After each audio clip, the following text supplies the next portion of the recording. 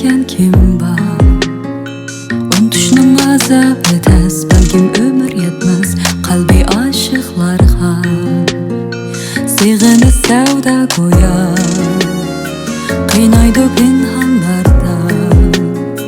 Unutuşga ko'z yetmez, bardoshlik bermektas muhabbat azobiga. Sig'inidi kimdir beri aşığını keçileri. Unutib ketdi lekin aşık, belkim onu berken dünya.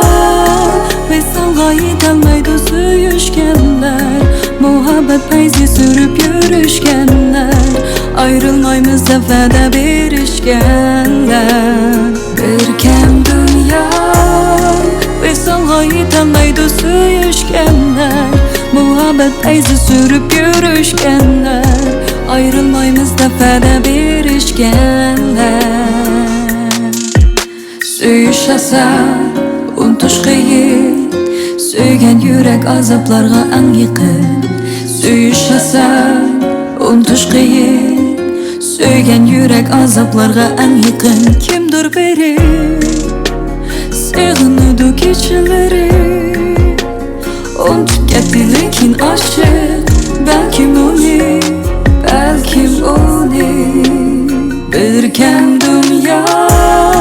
Visalga yetolmaydi suyushganlar, muhabbat payzi sürüp yurishganlar, ayrılmaymiz deb va'da berishganlar. Berken dünya visalga yetolmaydi suyushganlar, muhabbat payzi sürüp yurishganlar, ayrılmaymiz deb va'da berishganlar.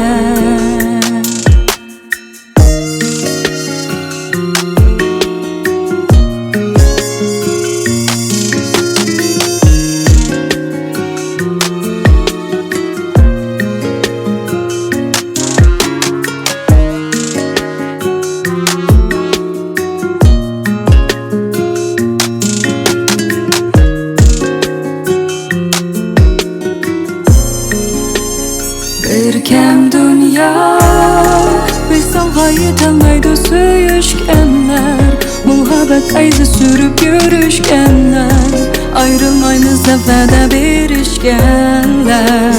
Berken dünya visalga yetolmaydi suyushganlar, muhabbat payzi sürüp yurishganlar, ayrılmaymiz deb va'da berishganlar.